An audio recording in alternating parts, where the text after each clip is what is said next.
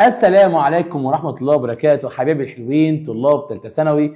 معانا النهارده يا فندم الجزء الثاني من الأسئلة الهامة اللي طبعا نخاف عليك تغلط فيها آخر السنة.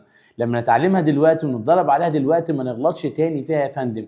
كل شويه كده هننزل لك اسئله كتير يا فندم بالنسبه لك الطالب يقع فيها في اخر السنه، لكن ان شاء الله يا فندم لما تشوفها مره واثنين وثلاثه ان شاء الله عمرك ما تقع فيها. تابعنا انت بس يا فندم لان هننزل اسئله كتير كتير كتير لاهم الاسئله اللي جت في الكتب الخارجيه اللي طبعا احنا بنجيبها هنا يا فندم في امتحاناتنا في السنتر عشان الطالب يتعلم ويتدرب، وانت كمان من حقك تتعلم وتتدرب يا فندم قبل اخر السنه ان شاء الله يا فندم. هنبدا النهارده يا فندم شويه اسئله على الباب الاول مع الجزء الاول عضويه في امتحان الباب الاول والجزء الاول عضويه، نشوف التريكات نشوف الحركات نشوف المعلومات نشوف المعطيات عشان نقدر نحل وناخد يا فندم. لا هدفنا ايه؟ هدفنا ال60 لان احنا بنشغل على ال60 فقط لا غير ان شاء الله. تعالى يا فندم اول سؤال يقول لك ايه بقى يا دكتور؟ كل المواد الاتيه يا دكتور تستخدم كعوامل يا مستر مين مؤكسده يا مستر ما عدا مين يا فندم؟ طبعا MnO2 يا مستر ثاني اكسيد المنجنيز يا فندم، وده كان بيستخدم في صناعه العمود الجاف كعامل مؤكسد. اذا انا عاوز ما عدا، فطبعا يا مستر دي كده صح كعامل مؤكسد، انا عاوز ما عدا.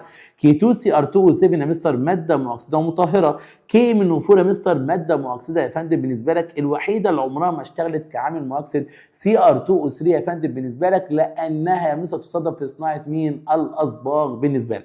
اذا الاجابه يا مستر رقم كام؟ رقم ج. طب تعالى بقى لما اقول لك يا مستر التركيب الالكتروني لمين يا مستر؟ لايون. لايون العنصر المستخدم في جلفانة الفلزات. اولا العنصر المستخدم في جلفانة الفلزات هو الخرسين يا مستر ZN30 امين، اللي توزيعه الالكتروني ارجون كام؟ ارجون 18 يا مستر 4s2 يا فندم بالنسبه لك مين يا دكتور؟ 4s2 3d10.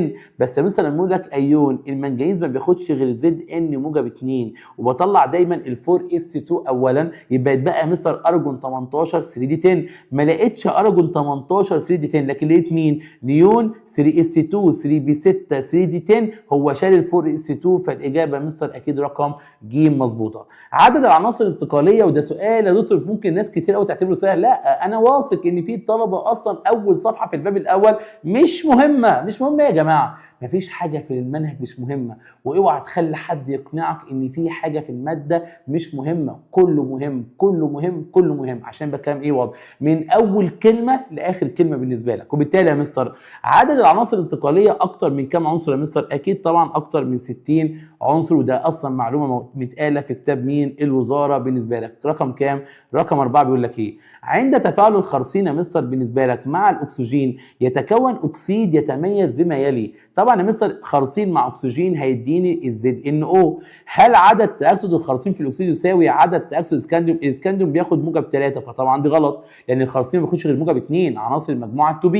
هل ده اكسيد متردد صفته الجزيئيه M2O3 يا مستر؟ ما هو الام ده كده موجب 3 وبرضه يا مستر غلط، الخرسين ما بياخدش غير ZN موجب 2.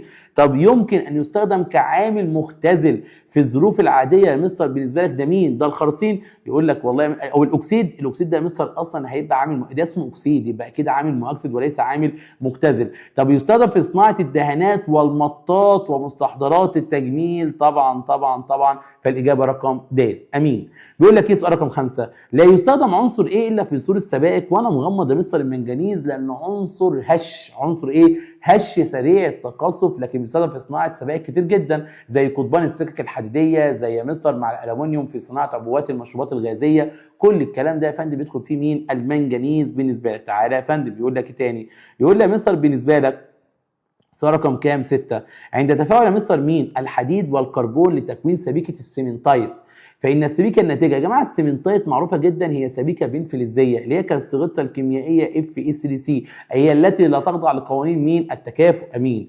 عدد العناصر يا فندم، ده سؤال عمل قلق شوية. عدد العناصر الانتقالية في السلسلة، بص خلي بالك، الانتقالية في السلسلة الانتقالية الرئيسية الأولى التي يتساوى فيها عدد المفرد في الحالة الذرية كما في عدد المفرد في حالة التأكسد موجب 2. وأنا مغمض يا مستر كده أهو، أول حاجة معايا بسم الله الرحمن الرحيم تيتانيوم، لأن أصلا تيتانيوم 4s2 3d2، فلما يكون تيتانيوم موجب 2 يعني عنده 3d2 يعني عنده 2 مفرد زي ما كان في الحاله الذريه. زي مين تاني يا مستر؟ زي الفاناديوم، برضو الفاناديوم 4s2 3d3، فلما مستر اطلع ال 4s2 يعني عندي 3d3 زي الحاله الذريه بالظبط. طب مستر مين تاني؟ الكروم استحاله، لان الكروم 4s1 عشان حاله شاذه مع 3d5، وبالتالي يا مستر لما اطلع 2 بقى 3d4، يعني بدل ما كان عنده 6 مفرد بقى عنده 4 ايه مفرد، فالكروم مش معايا. طب يا مستر لما اقول لك يا مستر منجنيز، المنجنيز يا مستر معايا. ليه يا مستر المنجنيز معايا؟ لان المنجنيز 4s2 3d5، فلما يطلع 4s2 اتبقى له 3d5 يعني 5 مفرد 5 مفرد،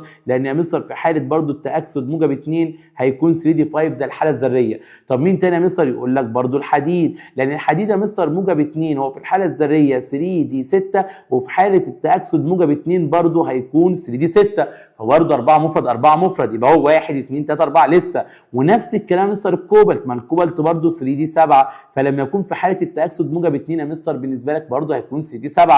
بيقول نفس الكلام مستر النيكل برضو 3d8، فلما يكون برضو موجب 2 هيكون 3d8. كام واحد؟ 1 2 3 4 5 كام 6. ناقص مين تاني يا مستر؟ ناقص النحاس، لان النحاس يا مستر حاله شاذه 4s1 3d10، 4s1 3d10، ولكن لما يقول لك موجب 2 يبقى هيخرج 4s1 ويدينا مستر مين؟ هيخرج 4s1 ويخرج كمان واحد من 3d10، يبقى هيقلب 3d9، و3d9 عندها برضو واحد مفرد، يبقى انت عندك كام عنصر يا مستر؟ 7 عناصر. الناس بقى اللي قالت ايه؟ والاسكانديوم يا حبيبي، ومن امتى الاسكانديوم بياخد موجب 2؟ يا جماعه الاسكانديوم ما بياخدش الموجب 3، الاسكانديوم ملوش مركبات اصلا موجب 2، فازاي اصلا يا فندم ناخد حاجه زي دي؟ الاسكانديوم ما بياخدش غير موجب 3، عمره ما بياخد موجب 2، فتبقى الاجابه مستر كام؟ 7 عناصر فقط لا غير. انا بقى يا فندم سؤال رقم 8 بيقول لك ايه؟ بيقول لي يا مستر كلما زاد العدد الذري للعنصر الانتقالي في الدوره الواحده كلما ايه اللي حصل؟ طبعا يا فندم اكيد زاد صعوبه يا فندم تاكسده، كل ما كان صعب ان هو يتاكسد. ليه يا مستر؟ لان على الرغم ان هو قال لك ان هناك ثبات نسبي من الكروم حتى مين؟ النحاس، ورغم كده يا فندم بالنسبه لك قلت لك برضو ان الحجم الذري برضو بيقل، فخلي بالك من الحته دي دايما. يعني ايه يا مستر؟ يعني برضو بيقل يا فندم بس انخفاض طفيف من يسار الجدول الى يمين الجدول، وعشان كده كل ما الحجم الذري يا مستر يقل كل ما يزداد يا مستر صعوبه تاكسد مين؟ العنصر الانتقالي. فبالتالي اجابه رقم كام؟ د بالنسبه لك. تعالى السؤال يا مستر مين اللي بعده؟ عند اختزال يا مستر مين؟ عند اختزال يا فندم بالنسبه لك Fe2O3 بواسطه CO او H2، فالناتج يتوقف على درجه حراره. طبعا Fe2O3 يا مستر من 230 300 تديني Fe3O4، من 400 700 يديني FeO، اعلى من 700 يديني Fe. ماشي. فقال لك يبقى ويكون احد العبارات الاتيه خاطئه. هل يمثل اكس اللي هو يا مستر بالذات هو من 230 يا مستر ل 300 دوت يمثل اكسيد يا مستر حديد المغناطيسي؟ ممكن. طب هل واي يا مستر يمثل اكسيد المغناطيسي؟ طبعا واي يا فندم فين؟ عند 600 استحاله، لان يا مستر طالما وصلت من 400 ل 700 يبقى تاخد اف اي او وليس اف اكسيد حديد مغناطيسي، وبالتالي يا مستر تبقى الاجابه الخاطئه. يبقى فعلا العباره الخاطئه مين يا مستر؟ رقم ب بالنسبه لك. سؤال جميل. تعالى في تجربه يا مستر الكشف عن الكربون والهيدروجين لقطعه من الورق يحدث كل مما يلي يا مستر ما عدا تزداد كتلة كبريتات النحاس. على فكرة نعم، لأنه هتمتص بخار المية فتزداد كتلة كبريتات النحاس. أمين. أنا عاوز ما عدا يظهر تعكير لماء الجير يختفي بعد فترة. على فكرة حصل، لأنه قلت لك يا فندم بالنسبة لك لو أنت فضلت تمرر ثاني أكسيد الكربون هيزول التعكير لتكون بيكربونات الكالسيوم اللي بتدوب في المية، فدي برضو صح. أنا عاوز ما عدا هل أكسيد النحاس كعامل مختزل؟ استحالة يا مستر. أكسيد النحاس يا مستر دايما عامل إيه؟ عامل مؤكسد. هل يظهر راسب أحمر في الانبوبه بعد انتهاء التجربه؟ طبعا يا فندم الكلام ده ما حصلش بالنسبه لك. تعالى اللي بعده. في تجربة يا مستر الكشف عن مين؟ عن الكربون والهيدروجين في المركب العضوي، إذا تم استبدال ماء الجير بمحلول هيدروكسيد الصوديوم، إيه اللي هيحصل؟ لن يتغير لون الكبريتات. على فكرة هتغير لون الكبريتات عادي جدا. لن يحدث تعكير ولا نتعرف على وجود الكربون يا مستر بالنسبة لك في المركب العضوي. على فكرة صح، لن يحدث تعكير يا مستر ولن نتعرف على وجود الكربون، لأن أصلا هدف حتى قلت لك إيه؟ ممنوع جدا نستخدم في هذه التجربة NaOH أو حتى مستر KOH أو حتى مستر NH4OH. ليه؟ لأن كل هذه المواد حتى لو تحولت لكربونات فكل الكربونات لا تذوب ما عدا كربونات صوديوم وبوتاسيوم وأمونيوم بالنسبة لك. فالإجابة فعلا رقم ب. في السلسله المتجانسه يا مستر يزيد كل مركب عن الذي يسبقه بمجموعه مين؟ طبعا مجموعه ميثيلين CH2. اكيد اكيد اكيد. تعال سؤال رقم كام؟ 13 بيقول لك ايه؟ اي مال يا مستر يمثل هيدروكربون مفتوح السلسله؟ هيدروكربون يعني ايه يا مستر؟ هيدروكربون يعني سي ومين واتش. بيقول لك ايه بقى؟ فقط. طبعا اول ما يقول لي هيدروكربون يبقى يا مستر دي غلط، لان اصلا ده مشتق يا مستر يعني فيه اكسجين. انا عاوز هيدروكربون فقط لا غير، ويكون مفتوح مين؟ السلسله. طب تعال، طب انا مثلا انا هعطيها رقم ج كمان. ليه؟ لان سي 5 اتش 10 يا مستر ممكن يكون دوت الكان حلقي، والراجل عاوز ايه؟ لازم يكون مفتوح السلسله بس. حلو قوي.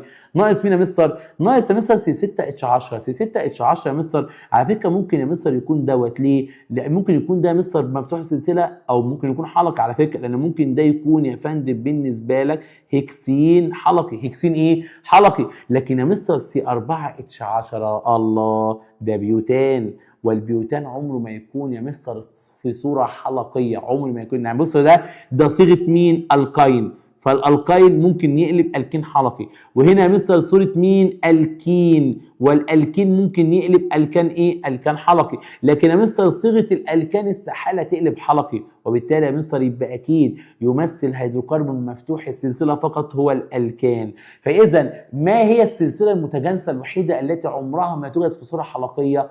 الالكان. لكن الكين ممكن يكون الكان حلقي، الالكاين ممكن يكون الكين حلقي بالنسبه لك. امين جدا. 14 بيقول لك ايه؟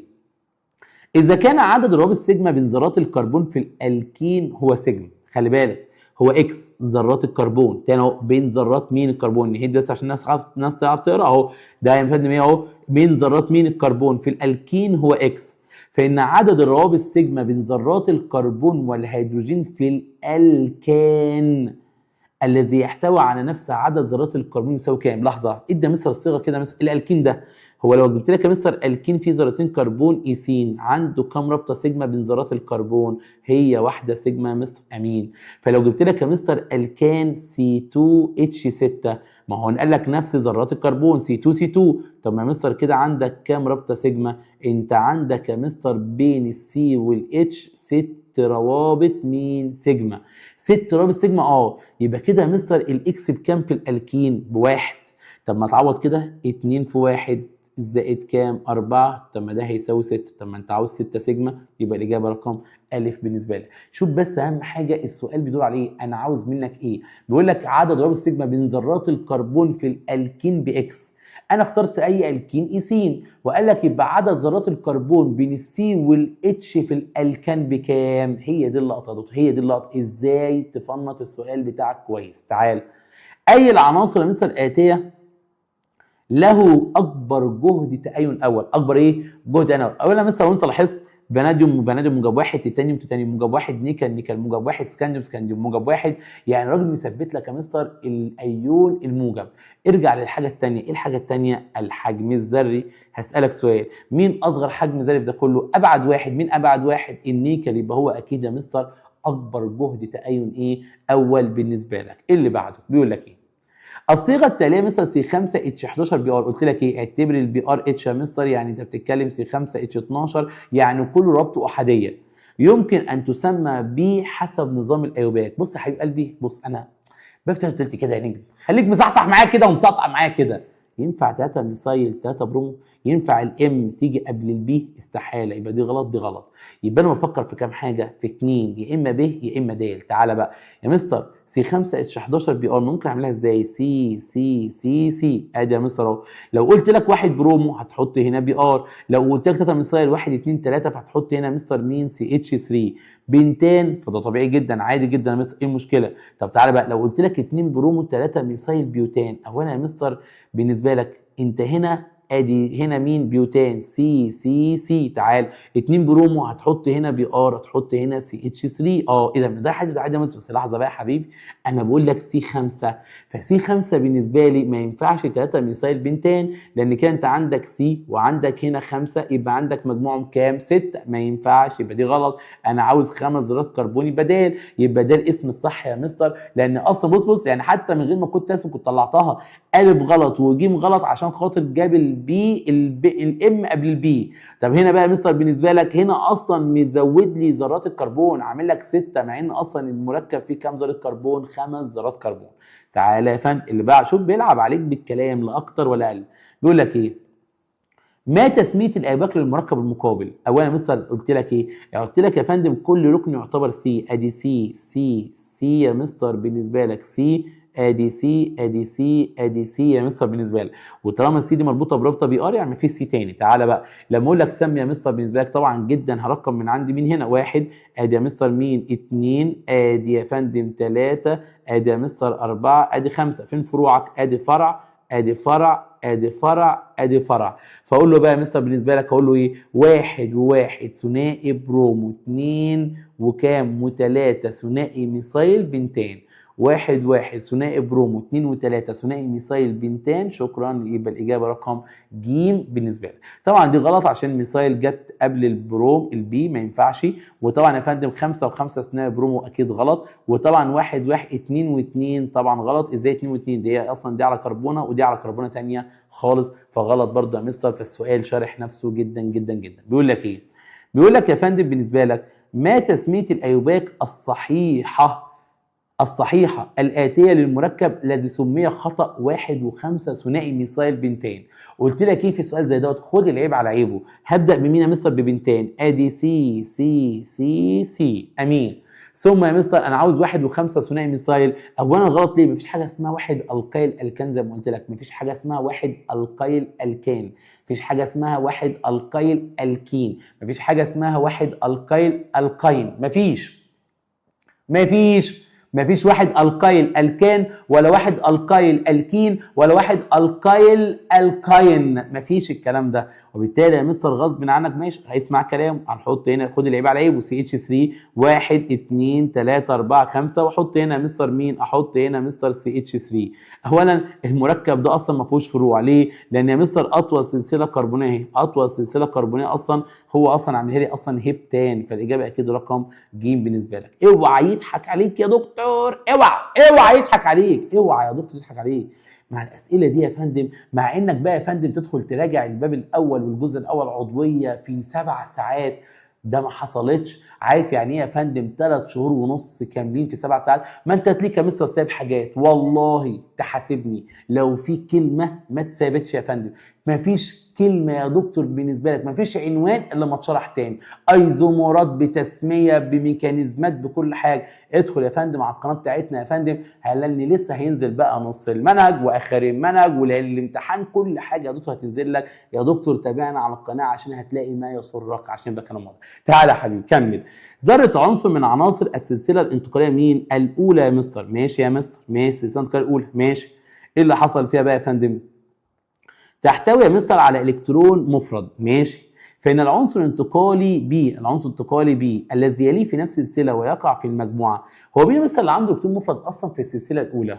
كذرة، تاني أهو كإيه؟ كذرة. عندك النحاس، فعلا النحاس 4s1 3d10. عندك مين كمان يا مستر؟ عندك الاسكانديوم 4s2 3d1. عندك يا مستر النحاس وعندك الاسكانديوم، حلو. طب ما ده ينفع ده ينفع يا مستر؟ يبقى ينفع تو بي؟ لا، ليه؟ لانه قال لك عنصر انتقالي، واللي بعد النحاس خرسي والخرسين تو بي، والتو بي عناصر ليست انتقاليه. اذا يا مستر اكيد الاجابه استحاله تكون تو بي. لكن يا مستر الاسكاندوم في 3 بي، فممكن يكون اللي بعده مين يا مستر؟ الاي في بي اللي هو ال4 بي بالنسبه لك. سؤال حلو قوي قوي قوي قوي، لانه لاعب على الكلمه، لاعب على كلمه ذره، لاعب على كلمه العنصر الانتقالي، تخلي بالك منها. كم مجموعات يا مستر؟ كم عدد مجموعات الميثيلين في المركب اللي قدامك دوت؟ والله يا فندم قلت لك ايه؟ في الطريقه الخطيه لكتابه المركبات العضويه فان الهيدروجين يدمج. يعني ايه؟ يعني مستر هنا مستر كده بالنسبه لك اهو، هنا مستر كده في يا مستر اتش وهنا في اتش، هنا في اتش وهنا في اتش، هنا مستر في اتش وهنا في اتش يا مستر، هنا في اتش هنا في اتش، وهنا مستر في اتش وهنا في اتش، وهنا مستر في اتش وهنا في اتش. وخلي بالك دول كلهم مستر كانوا ايه؟ كل ركن من دول ذرات كربون، ذرات كربون. بص اهو ده كله يا مستر ذرات كربون، ذرات كربون، ذرات كربون. يعني انت عندك يا مستر كام سي اتش 2 دلوقتي؟ وهنا برضه ذرات كربون، ادي 1 ادي 2 ادي يا مستر 3 ادي 4 ادي 5 ادي 6. 6 يا مستر مجموعات ميثيلين. 6 مجموعات ايه ميثيلين؟ سايبين حاجه ولا حاجه؟ كل دول يا مستر اهو 1 2 3 ادي كام؟ ادي 4 ادي 5 ادي 6، 6 مجموعات ميثيلين، فالاجابه رقم ج بالنسبه لك. تعالى اللي بعده. عدد الايزومرات يا مستر التي لا تحتوي على مجموعات ميثيلين، ما تحتويش على CH2 للمركب الناتج من التقطير مين؟ من التقطير الجاف لهكسانوات. طبعا هكسانوات نقص كربون تديك بنتين. حلو، يعني انت عاوز اقول لك مثلا انت معاك 5 ذرات كربون C5H12. السؤال دلوقتي كم ايزومر جوه C5H12 ما عندوش ميثيلين؟ والله مثلا اللي انا اعرفه لو انا يعني احتست قوي، طب ما اروح اجيب كل الايزومرات ورايح دماغي. يعني ايه يا مستر؟ يعني مثلا ادي 1 2 3 4 5 بنتين، اقول له يا مستر بالنسبه لك اهو انت عندك هنا كام سي، انت كده عندك ايه يا فندم 2 ميثايل بيوتان. طب يا مستر او ان انا اقول لك يا مستر اهو ادي سي ادي سي ادي سي 2 و2 ثنائي ميثايل بروبان، وفعلا ما عندوش ولا ميثيلين لان كل ده مجموعات ميثايل، كل ده مجموعات ايه؟ ميثايل بالنسبه لك، اذا ما عندوش ولا ميثيلين. يبقى اذا يا مستر كام ايزومر؟ هو واحد فقط اللي ما عندوش ميثيلين. طب رقم 22 بيقول لك ايه؟ بيقول لي يا مستر في رقم 22 ينتج الالكان الغازي الاعلى في عدد ذرات الكربون. طبعا الالكان الغازي الاعلى اللي هو C4H كام 10 بيوتان من التقطير الجاف لمين؟ اكيد يا مستر لبنتانوات، بنتانوات يديني مين؟ بيوتان. طبعا جدا جدا جدا جدا. تعالى اللي بعده. يقول لك ايه؟ عدد مولات الاكسجين يا دكتور بالنسبه لك، عدد ايه؟ مولات الاكسجين اللازمه لتحويل 1 مول من السيدرايت الى هيماتايت. لازم يا دكتور اكتب المعادلات بتاعتي عشان احول اصلا سيدرايت لهيماتايت. قلت لك ايه؟ لما تشوف سيدرايت سخنه على طول. يبقى اف اي يا مستر CO3، لما اجي اسخنه يا مستر هاخد مين؟ اف او زائد مين؟ CO2. ولو انا خدت الاف او ده مستر اكسدته في وجود الاكسجين هيديني مين؟ Fe2O3. مستر انا مستر المعادله كده مش موزونه، طب اوزنها ازاي؟ يقول لك يا فندم انت اصلا لو ضربت المعادله دي كلها يا فندم بالنسبه لك اصلا في نص ايه اللي هيحصل؟ يقول لك والله يا مستر كالاتي، لو انا ضربت مستر هنا في نص يا مستر وضربت هنا في نص يبقى الموضوع كده مستر هيبقى مخل. طب ليه مستر اكتب المعادله توزنها زي ما انت عاوز توزنها؟ يعني ايه؟ هقول له ايه في هو مستر بالنسبه لك 2 زائد مين يا مستر؟ زائد نص O2 اداني ايه في 2 3، بس انا عاوز احافظ ان طلع 1 مول عشان هو ايه اللي اصلا سخن لي 1 مول سيدرايت، فلازم ده يكون بواحد. طب اخلي دي بواحد ازاي؟ الاثنين اف او اخلاف واحد اضرب في نص، فلما اضرب هنا يا مستر هضرب برضه في كام؟ في نص، ولما اضرب هنا هضرب هنا في كام يا مستر؟ في نص. اصبح يا مستر يبقى 2 تروح مع الاثنين 1 اف او مع ربع O2 يا مستر هيديني نص Fe2O3. يبقى انا محتاج يا مستر ربع O2. ربع مين؟ O2 بالنسبه لي. يعني انت اكتب معادلتك عادي يا فندم واوزن وزن الطبيعي العادي، بس انت خلي بالك اللي بيطلع من المعادله الاولى هو اللي بيخش معاك في المعادله الثانيه، فما ينفعش يا دكتور تكون وزن المعادله في الكتاب اصلا 2 FeO زائد نص O2 وتقوم كاتبها، لا لازم تحافظ ان ده بواحد، يبقى لازم ده يطلع بكام برضه؟ بواحد. فضربت المعادله كلها في نص عشان احافظ ان ده يكون بكام؟ بواحد بالنسبه لك. فلما ضربت واحد نص في 2 بقت واحد، لما ضربت نص في نص بقت ربع، لما ضربت نص في واحد بقت نص Fe2O3، يبقى طلع لي كام؟ ربع مول، او محتاجين كام؟ ربع مول اكسجين. تعالى اللي بعده، سؤال حلو برضه. تعالى بيقول لك ايه؟ بيقول لي يا مستر بالنسبه لك تتفق عمليه الفصل المغناطيسي وعمليه التحميص في ان كل منهما. طبعا يا فندم تغير فيزيائي الخام الحديد، لا طبعا. يتخلص من رطوبه، لا يتخلص من رطوبه في الخام بالتسخين، ماشي. ايه علاقه ده بالفصل المغناطيسي يا فندم بالنسبه لك؟ امين امين. طب يا مستر يزيد نسبه الحديد، طبعا الاثنين طبعا بيتفقوا في ان هم بيزيدوا نسبه الحديد فين؟ في الخام، لان اصلا دي احدى عمليات التركيز يا مستر بالنسبه لك.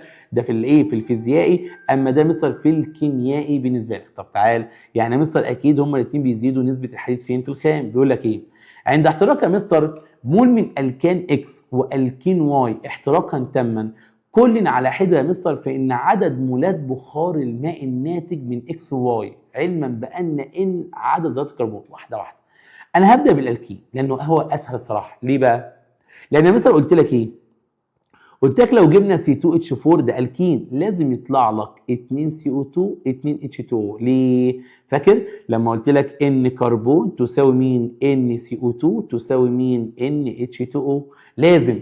فتعالى بقى يا فندم لما اجي اقول لك ايه بقى يا فندم؟ مول من الكان والكين واي احتراقا تاما كل واحده في ان عدد مولات بخار الميه الناتج من اكس وواي، علما ان كده يا مستر بالنسبه لك كده عدد مولات يا مستر بخار الميه في ناحيه الالكين لازم يا مستر يطلع بمين؟ بان. فين ان واي هنا بقى يا مستر؟ ان واي مفيش غيره، هو رقم الف يا جماعه، مفيش غيره. طب مستر بص يعني حتى بص حتى هنا 3 على 2 3 ان على 2 غلط، هنا مستر 3 ان غلط، هنا ان زائد 1 غلط، هنا يا مستر بالنسبه لك ان هي دي الوحده الصح، لان دايما ان الكربون عدد ذرات الكربون يساوي عدد مولات ثاني اكسيد الكربون يساوي عدد مولات بخار ايه؟ الميه، فلازم يطلع لك بقيمه ان اللي هو عدد ذرات الكربون فعلا. فالوحيده اللي كانت تنفع مستر رقم كام؟ الف بالنسبه لك. تعالى اللي بعده. يتفاعل مول من هيدروكربون غير مشبع سي اكس اتش واي، ركز ركز ركز، 2 مول ذره بروم. 2 مول ايه؟ ذره بروم. خلي بالك يعني ايه 2 مول ذره بروم؟ يعني 1 بي ار 2 يا نجم. يا نهار ابيض يا نهار ابيض لو محدش خد باله. ويتكون مركب مشبع صيغته، خلي بالك ده مركب غير مشبع، لما اضيف عليه 2 بي ار يعني بي ار 2. طبيعي انا هجمع لان دايما في الاضافه بجمع، يبقى اكيد الاجابه ج. طبعا الناس اللي اختارتها دي صعبانين عليها قوي بجد، صعبانين عليها جدا، لان يا جماعه بيقول لك 2 مول ذره بروم، ما خدناش بالنا يا مستر، عادي انقص درجه، ما خدتش بالك انقص، ايه المشكله ما تنقص يعني وانت صغير؟ مش انت بتضحي بالدرجه؟ ركز يا حبيب قلبي واقرا كلمه كلمه وافهم كلمه كلمه. تعالى يا دكتور اللي بعده. بيقول لك ايه؟ بيقول لك يا فندم يعتبر تفاعل الايثين مع محلول بالمنجات والبوتاسيوم في وسط قلوي اكسده واختزال، ولا يعتبر الكشف عن رابطه مزدوجه؟ لا على فكره يعتبر، فدي غلط. اكسده واختزال ويعتبر التفاعل كشف؟ طبعا طبعا طبعا. اكسده فقط ازاي يا راجل؟ يعني عمرك شفت اكسده من غير اختزال؟ ده الاكسده والاختزال عمليتان متلازمتان. امال اللون البنفسجي كان بيزول ازاي؟ قول لي تلمي اللون البنفسجي كان بيزول ازاي؟ كان بيزول لان حصل اختزال لايون المنجنيز من موجب 7 لموجب 2، فبالتالي يا مستر اكيد الاجابه رقم كام؟ رقم ب تماما. تعالى اللي بعده. الافران التي يتم فيها تحويل اكسيد حديد 3 الى سبيكه، بص يا جماعه سبيكه يبقى انتاج على طول، وتحويل اكسيد حديد يا مستر 3 الى سبيكه حديد يبقى انا عاوز اختزل ده، يبقى لازم فرن اختزال وفرن انتاج. ينفع فرن مفتوح ثم فرن ميدكس؟ لا، انا فرن اختزال ثم فرن انتاج. ينفع محول؟ لا. ينفع فرن عالي ثم ازاي؟ يعني اختزال لا طبعا، يبقى اكيد الاجابه رقم د. فرن عالي اعمل له اختزال ثم ادخله في الانتاج اللي هو الفرن المفتوح. العمليات التي تتم يا مستر على نواتج تنظيف الافران العاليه. مين النواتج دي يا مستر؟ اللي هو الخام الناعم يا حبيبي، الخام مين؟ الناعم، للحصول على سبيكه بينيه على الترتيب. خام الناعم ده انا ممكن اعمله تكسير يا راجل، بقول لك خام ناعم تكسير يا راجل، يا نهار ابيض والله العظيم انا بضحي، والله العظيم بضحي. قد ايه سؤال سهل جدا يا فندم، ازاي التكسير ده اصلا يطلع منه خام ايه؟ ناعم، يبقى اكيد تلبيد ثم اختزال ثم انتاج. خش على السؤال اللي بعده بيقول لك ايه؟ بيقول لي يا مستر في أي السبائك التالية يكون المستوى الفرعي الأخير للعناصر الداخلة في تركيبها تمت الامتلاء؟ النحاس الأصفر هو نحاس وخرسين. أمين يا مستر. طب ما النحاس أصلا 3D10 لأنه حالة شاذة، والخرسين 3D10 لأنه 2B. خلاص يا عم ألف طبعا، ألف طبعا طبعا. ماله السؤال؟ طبعا ألف. الصيغة البنائية مستر المقابلة تمثل أحد البوليمرات المتكونة بالإضافة. ما المونيمر المستخدم في تكوين هذا البوليمر؟ قلت لك إيه؟ دور على التكرار، تبقى مش شطار. فين التكرار يا مستر؟ واضح جدا إن دي التكرارات اللي عمالة تتكرر. قلت لك إيه؟ خد واحد منهم، خدنا واحد منهم يا مستر، تعال وحطه زي ما هو. ادي يا مستر بي ار، وادي يا مستر مين؟ الفلور، ادي يا فندم مين؟ الميثايل، وادي يا مستر مين؟ الاتش. قلت لك ايه؟ حط رابطه مين؟ ثنائيه بالنسبه لك. تعالى بقى لما اقول لك يا مستر اطول سلسله كربونيه فين؟ ادي اطول سلسله كربونيه بالنسبه لك. لما اقول لك سمي هتقول لي ادي يا مستر واحد، فاقول له ايه؟ واحد برومو، واحد فلورو بروبين. واحد بروم واحد فلوبروبين، اكيد يا مستر الاجابه رقم ب بالنسبه لك. يعني كانك بتسمي الكين عادي، خلي بالك دور على اطول سلسله كربونيه. مظبوط يا دكتوره. تعالى يا فندم اللي بعده يقول لك ايه؟ يقول لك عدد الايزومرات الصيغه C5H10 التي لا تزيل لون ماء البروم الاحمر المذاب. خلي بالك C5H10 يا اما الكان حلقي يا اما يا مستر الكين. يا مستر لا يزيل يبقى استحاله يكون الكين، يبقى هو اكيد بيتكلم على الكان حلقي. حلو. C5H10 طبعا. تعالى يا عم ادي يا مستر بالنسبه لك لو احنا بنتكلم يا مستر على الكان حلقي يبقى عندك اول حاجه بنتان حلقي. تعالى بنتان مين؟ حلقي بالنسبه لك. او يا مستر ميثايل مين؟ بيوتان حلقي. او يا مستر بالنسبه لك مين؟ يقول لك يا مستر بالنسبه لك ادي CH3، ادي يا مستر CH مين؟ 3 واحد ثنائي ميثايل بروبان حلقي. او يا مستر نقل اقول لك هنا سي اتش 3 واقول لك هنا يا مستر سي اتش مين 3، فده اسمه 1 و2 ثنائي ميثايل بروبان حلقي. قلنا ايه؟ خلي بالك لو لقيت مجموعتين ميثايل على اي حلقه جمعهم لي في صوره ايثايل. يعني يا مستر هعمل ايه؟ اقول لك يا مستر اخر واحد اهو C2H5 ايثايل بروبان حلقي، وده كله يا مستر استحاله ان هو يزيل لون ماء البروم لانه يتفاعل بالاستبدال ولا يتفاعل بالاضافه. تعالى نجي الاسم النظامي مستر للمركب المقابل. قلت لك اول حاجه لما تشوف تجمعات القايل فكها لي الاول، فلما فكها يا مستر ادي CH2 CH مين يا مستر 3 CH2 CH3 ايوه، وخد يا مستر اطول سلسله كربونيه. ادي يا مستر اطول سلسله كربونيه بالنسبه لك يا مستر اهو، وضحت. طب رقم منين؟ من الناحيه اليمين 1 2 3 4، من الناحيه الشمال 1 2 3. لا، ما انا هرقم من الطرف القريب رابطه الثلاثيه، يبقى رقم من هنا 1 مين 2 3 كام 4 ادي 5 ادي 6 ادي مين 7، وادي يا مستر فرع وادي فرع يا مستر اهو. تعالى اهو عشان بس ما نتش اهو، ادي فرع وادي مين فرع بالنسبه لك. خطوه يا مستر الثانيه، سمي بقى يا مستر ده على ذره كربون رقم 2 يبقى 2 اهو 2 ومين وذره كربون رقم 5 2 و5 ثنائي برومو 5 كلورو 3 هيبتاين عشان رابطه ثلاثيه. يبقى مستر اكيد الاجابه رقم ج 2 و5 ثنائي برومو 5 كلورو 3 هيبتاين. كلام مظبوط 100% يا دكتوره. تعالى اللي بعده. للحصول يا مستر على ابسط هيدروكربون اليفاتي غير مشبع من ملح يا مستر مين عضوي يحتوي على نفس عدد ذرات الكربون، نتبع الخطوات الاتيه اهو. ابسط هيدروكربون اليفاتي غير مشبع من ملح عضوي يحتوي على نفس عدد ذرات الكربون، نتبع الاتي. بص بقى خلي بالك، يبقى اذا هو مين ابسط هيدروكربون اليفاتي غير مشبع يا مستر بالنسبه لك؟ عندك اتنين، يا اما C2H4 يا اما C2H2.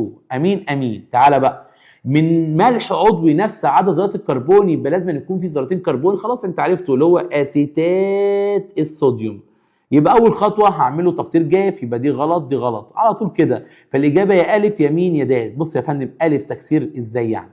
ازاي ده اصلا ذرتين كربون، يبقى تقطير جاف عشان اخد ميثان تسخين شديد ثم تبريد سريع هاخد مين C2H2. فالاجابه فعلا الرقم د. عند احتراق مول من ابسط القين متفرع. مين ابسط القين متفرع؟ تعال نشوف كده. ايثاين استحاله، طب بروبين استحاله. لو بيوتين يا مستر، بس انهي بيوتين؟ تعالى كده، هل يا مستر ينفع يكون 2 بيوتين؟ لا، هحط الفرع فين؟ طب ينفع يا مستر يكون يا فندم بالنسبه لك 1 بيوتين؟ لان ممكن احط الفرع هنا ممكن احط الفرع هنا بالنسبه لك. فلما احرق يا مستر مول من ابسط القين متفرع يبقى فيه كام ذره كربون؟ في 5 ذرات كربون اللي هو يا مستر البنتين C5H كام؟ C5 مستر H8. حلو قوي. في الظروف القياسيه ينتج ايه يا مستر؟ انا عاوز ايه؟ انا عاوز في وفره من الاكسجين، يعني لازم يديني CO2 يا مستر. يبقى لازم يطلع لي 5 CO2 وانت مغمض، ولازم يطلع لي 4 H2O وانت مغمض. يبقى اكيد يا مستر الاجابه رقم كام؟ ب بالنسبه لك. ليه؟ لان طالما قال لك في وفره من الاكسجين يبقى يحترق احتراق تام، وطالما احتراق تام يا مستر يبقى لازم يديني كله ثاني اكسيد الكربون وميه. يبقى عندك كام C5؟ يبقى 5 CO2. كم يا مستر اتش؟ عندك 8 يبقى 4 H2O. فالاجابه رقم فين؟ رقم يا مستر بالنسبه لك ب بالنسبه لك. امين. تعالى اللي بعده. بيقول لك يا مستر، بيقول لك يا فندم الصيغه الجزيئيه C5H10 تمثل 3 مركبات هيدروكربونيه اليفاتيه مشبعه، بحيث يا فندم بحيث مين ايه؟ بيقول لك بحيث ايه يا فندم؟ لا تحتوي على مجموعه مين؟ على مجموعه ميثايل. ايه ما عندهاش ولا مجموعه ميثايل؟ يبقى خلاص يبقى مستر كله ميثيلين، والكل ميثيلين ده يا مستر يبقى اكيد دوت مين؟ بنتان حلقي اهو، بنتان حلقي بالنسبه لك. امين يا مستر، بنتان حلقي. تعالى يا فندم اهو نرسمه تاني اهو، تعالى عشان بس يتعوج مننا. تعالى يا حبيبي، ادي مستر اهو بنتان مين؟ ادي مستر بنتان حلقي بالنسبه لك. ماشي. طيب مستر ده كده ايه؟ ده كده المركب ايه؟ اما بي تحتوي على مجموعه ميثيلين واحده. بي يحتوي على مجموعه ميثيلين واحده يا مستر بالنسبه لك. يبقى اذا يا فندم بالنسبه لك اهو ادي مستر هنا مين؟ CH مين 3، وهنا مستر CH3، وفعلا عنده مجموعه ميثيلين واحده. ادي رقم بي. طب اخر واحده يا مستر يحتوي على مجموعه ميثايل واحده، يبقى اذا يا مستر ده اكيد ميثايل بيوتان حلقي عنده مجموعه ميثايل واحده. حلوه قوي، يبقى ده رقم كام؟ سي. بيقول لك ايه؟ الترتيب الصحيح لهذه المركبات حسب درجه النشاط. انشط واحد يا مستر اقل زاويه.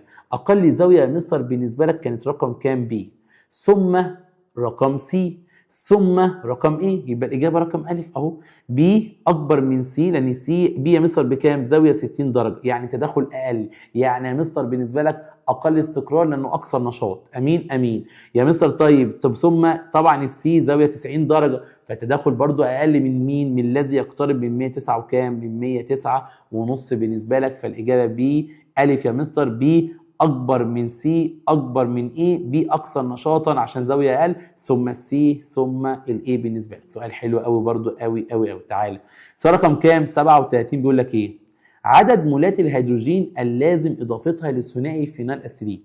الناس اللي ما بتعرفش تكتب المركبات دي اصلا الناس صعبانه عليا، لان نفس الكلام احنا بنشتغل بيه. اسيتيلين تقوم كاتبها الاول ادي اتش يا مستر سي تريبل بوند سي اتش. حلو.